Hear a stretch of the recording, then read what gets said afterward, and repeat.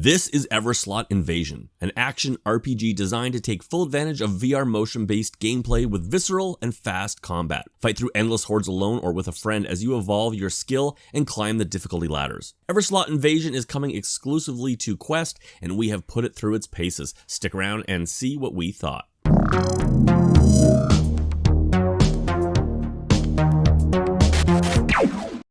Hey guys, it's Chris from the VR Grid and welcome to the channel. If you like this video, give it a like, and if you're interested in more VR content from us, please consider subscribing and turning on notifications so you don't miss new videos as they drop. And if you're looking to join our VR conversations, feel free to leave a comment, or even better, join us each and every Thursday at 6 p.m. Pacific here for the Virtual Boys podcast. Originally launching back in July of 2021 in early access on PC, Everslaught was a beautiful looking and slick playing game that held a lot of promise. With a melee-focused take on the modern Doom series formula, Everslaught was filled with promise. Unfortunately, with only really one stage to run around in, it ran out of ideas pretty quickly and players waited for development to continue.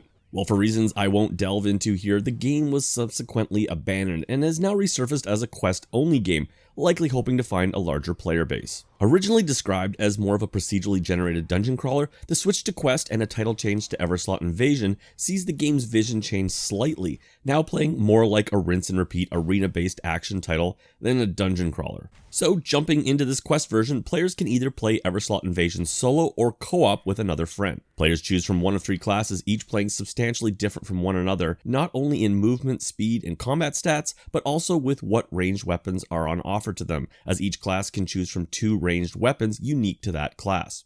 Additionally, each class has their own set of skills, which can be upgraded and activated both in the game's hub world and out on the battlefield. As such, players can develop a playstyle that they prefer, likely making for some interesting co-op sessions, specifically when it comes to the ranged weapons chosen. At least, I assume it would, as I gotta tell you guys, reviewing this pre-launch, I wasn't able to get the co-op working, something I assume or hope will be working for launch. Your class chosen, and it's off to the armory to pick your melee weapons and ranged attack of choice.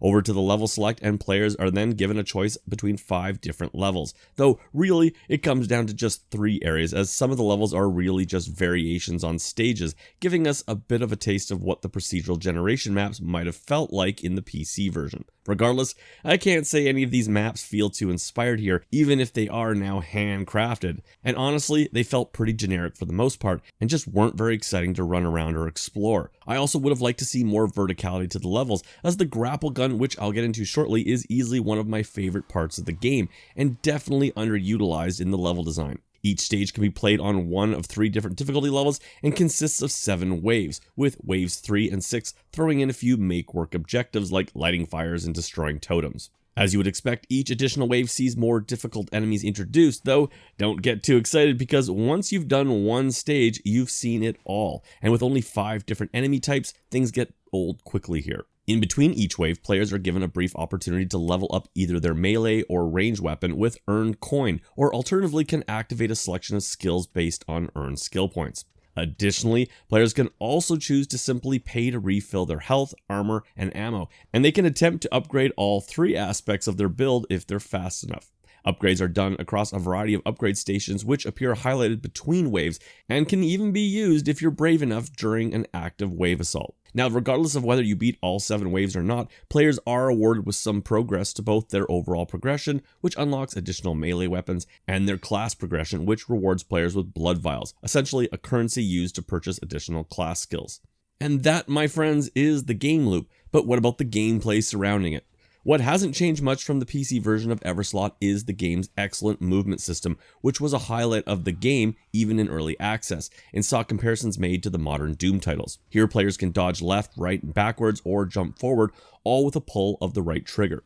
I do wish the base running speed was a bit quicker here, as it feels like it should be, but the grapple gun mostly makes up for this, allowing players to not only grapple to assign grapple points on the map to quickly gain a placement advantage, but when shot directly at enemies, also can be used to pull yourself right into said enemy for a quick attack, which when timed right, can be used to great effect. Your grapple gun is located on your left gauntlet, as is many of the gameplay mechanics, and these are activated depending on how your arm is positioned. Palm down arms the grapple gun, while rolling your hand left will arm your chosen ranged weapon. Bringing your hand up to your face arms your defensive shield, and plugging your left hand into the side of your right hand will heal yourself if you have the required healing blood. Now, this whole gauntlet mechanic looks really cool and has come a long way since the early access days, where I often found it a pain in the ass to switch to the right mode, but I wouldn't say it's perfect yet. The fact is, in the heat of battle, things could get a little messy at times, and I did find myself accidentally grappling into something that I meant to shoot at, or healing myself when I wanted to do another action instead. Further to this, I think the shield system here sucks, and having to raise my hand to preload the shield, then pressing the trigger to engage it for the few seconds it's up, was more often just a pain in the ass than it was worth.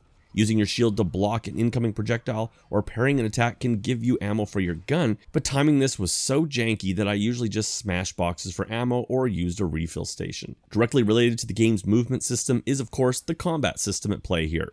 Primarily a melee-based slasher, players can equip themselves with up to 4 different melee weapons, with 2 on each shoulder.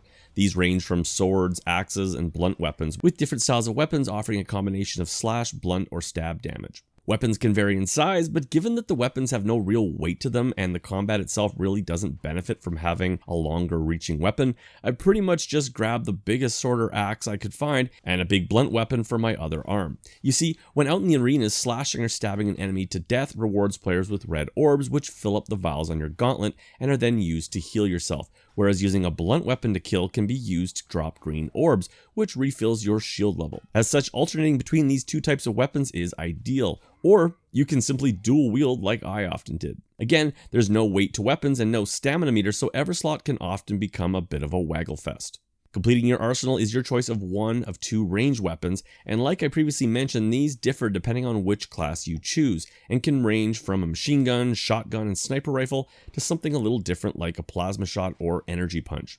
Now, unlike the melee weapons, these weapons can be vastly different and really can change up your playstyle depending on what you go with, which makes trying out the 3 different classes highly recommended to find out what fits for you. Unfortunately, Everslaught Invasion struggles to bring all these ideas and mechanics together, as tragically the combat here is often just plain boring. Enemies are dumb, predictable, and rarely come in enough numbers to even justify the size of these levels. The lackluster level design and lack of enemy variety doesn't help either, but it would have mattered much less if slashing at enemies and blowing their heads off was actually fun. However, this is not the case, and chopping at enemies lacks any impact or visceralness, and I often just walked through waves of enemies, swinging weightlessly until they dropped and disappeared. Ranged weapons are a bit more fun to use, but ammo is limited, and honestly, there just aren't enough enemies, and they simply don't move fast enough or with any dynamics or personality to make any of the combat very entertaining past the first few minutes of gameplay. Like I said, the movement system here is great, but I mostly found myself grappling around the levels just for some entertainment rather than out of gameplay necessity. Now, some of this is just gameplay design, but some of my issues here seem to also be based around the move to the quest, as the enemies do seem to have been reduced from the PC version. The end result is that unlike the PC version, which did often feel like playing Doom Eternal at times with enemies coming at me from all angles, the quest version often felt like playing Follow the Leader.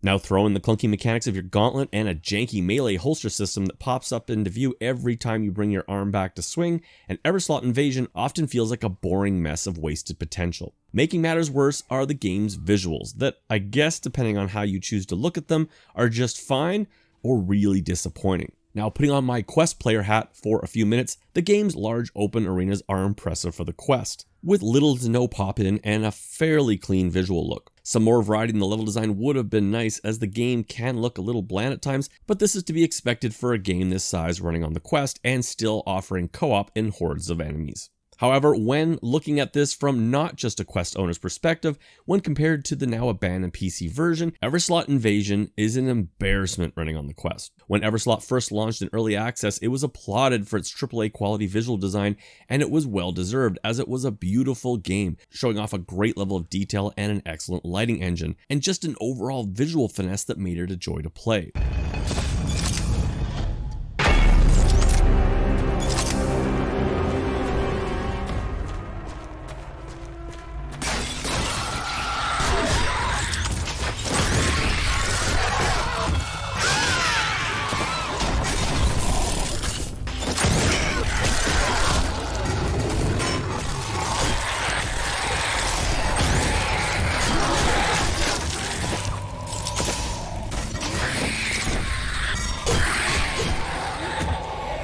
Unfortunately, most of that is now gone with the move to Quest, and while many of you will say it's unfair to compare PC to Quest, what I'm really sore about is just how much this game was downgraded in order to get it to more headsets. I get the financial aspect of it, I really do, but it's sad. And what we are left with are blurry, smudgy textures that often create bland and lifeless levels, void of almost any dynamic lighting and effects, essentially neutering the game of any visual excitement of playing it.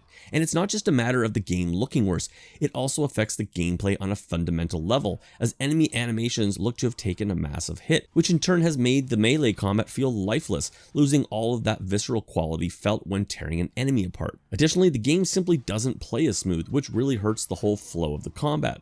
And like I previously said, the Quest simply cannot throw enough enemies at players, which just kills the whole point of what the PC version was trying to deliver on. Oddly enough, even the sound seems to lack the punch of the PC version, sometimes sounding like it lacks some of the detail heard in the PC mix.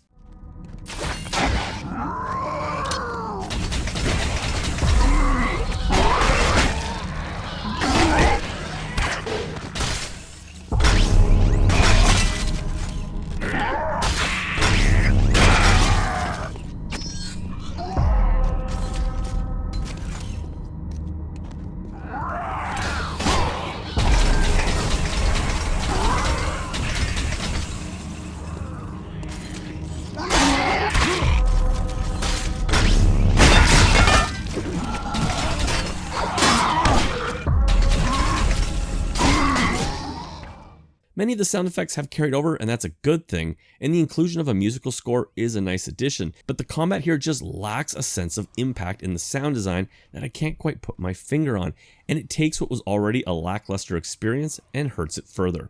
And that brings me to my final thoughts and review score.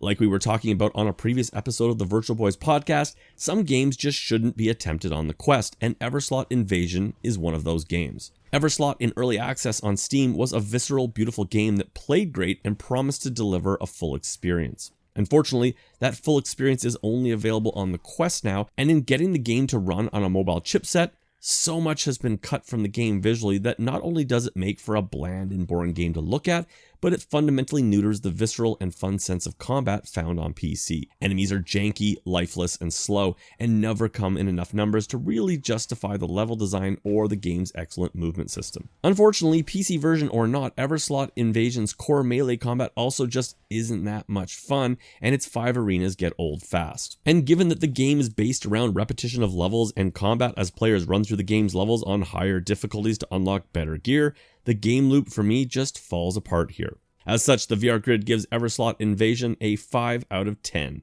I'm not saying there isn't some fun here, and I guess I could see some people enjoying running around this with a friend, but for me, this just falls flat. And if I hadn't had to review it, I would have stopped playing after one round. Anyways, guys, that's it from us. If you're a Quest headset owner, were we too hard on it? Let us know in the comments below. We really value your feedback. I'm Chris from the VR Grid, and as always, I will catch you on my next video.